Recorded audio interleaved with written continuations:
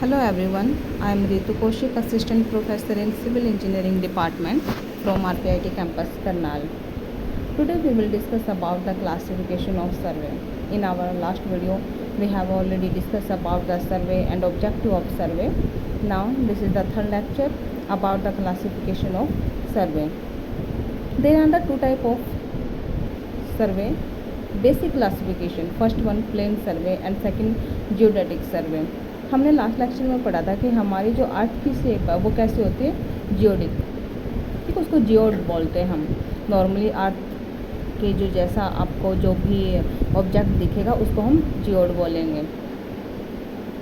Plane सर्वे क्या होता है, curvature of earth is not considered. अगर क्वेश्चन आपके पास आता है what is the plane survey, तो हम क्या करेंगे, plane survey is defined as in which we can't consider the curvature of earth, जिसमें हम अर्थ के कर्वेचर को कंसिडर नहीं कर सकते। अर्थ का कर्वेचर का मीनिंग क्या है कि जो अर्थ का जो सर्कुलर पोर्शन, जो राउंड शेप हम लेके चल रहे हैं, अज्यूम करते हैं, उसको हम यहाँ पे कंसिडर नहीं करेंगे। हम मान के चलते हैं कि जो हमारा एरिया है वो सिंपली प्लेन है। ठीक है।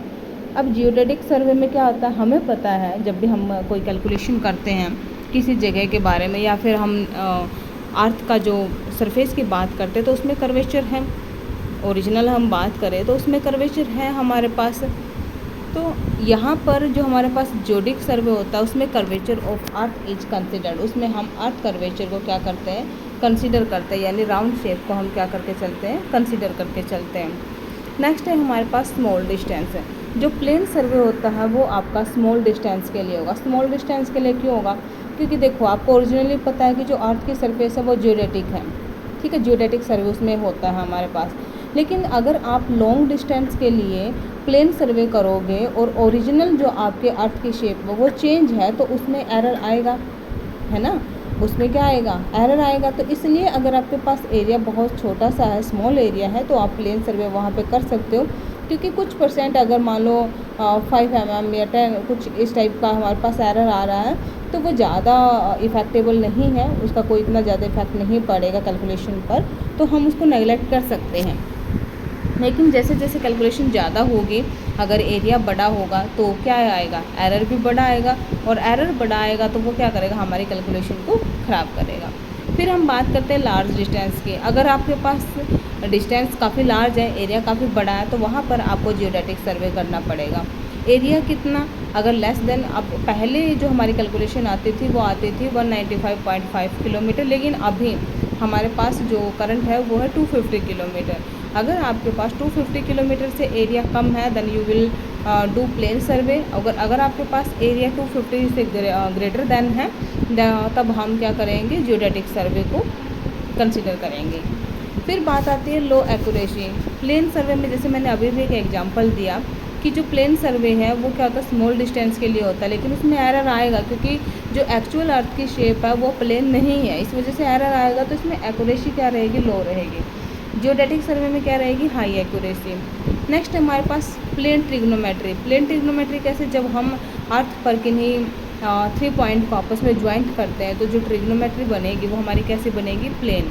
लेकिन जियोडेटिक में कैसी बनेगी, स्फेरिकल। ठीक है। फिर plumb line is parallel to each other. Plumb line क्या है कि जैसे आप मान लो एक हाइट है, घर की एक दीवार बना रहे हो आप, तो हाफ से आपने प्लम लाइन, जैसे जो मिस्त्री होता है उसके पास होता है ना प्लम, धागे से बंधा होता है, तो वो प्लम लाइन है जब आप वहाँ पे लगाते हो तो वो क्या रहेगी, पैरेलल रहेगी ईच अदर। लेकिन वहीं जब आप जियोडेटिक की बात करते हो तो वो एक सेंटर पर आकर मीट हो जाती हैं, क्योंकि जैसे ही आप ऊपर से उनको नीचे, ऐसे मान लो एक प्लम आपने लिया है, ऊपर से नीचे आप उसको ऐसे गिरा रहे हो तो वो क्या रहेगा, सीधी डायरेक्शन में नहीं जाएगा, वो थोड़ा सा हमारा इंक्लाइंड में जाएगा और सारी की सारी जो लाइन है वो इंक्लाइंड में रहेगी और सेंटर पर आकर मीट करेंगे। नेक्स्ट हमारे पास benchmark is not must, benchmark is must. जब प्लेन सर्वे की बात आती है तो बेंचमार्क की इतना ज़रूरी नहीं होता, लेकिन जियोडेटिक सर्वे में बेंचमार्क बहुत इंपॉर्टेंट होता है। तो ये बेसिक सा डिफरेंस है या फिर ये क्लासिफिकेशन है हमारे पास सर्वे की, प्लेन सर्वे और जियोडेटिक सर्वे। तो एक कॉमन सी चीज़ याद रखनी है इसमें कि एरिया अगर स्मॉल है, लेस देन 250 है, then we will do the plane survey. अगर मोर देन 250 है तो आप जियोडेटिक सर्वे को यहाँ पे कंसिडर करोगे।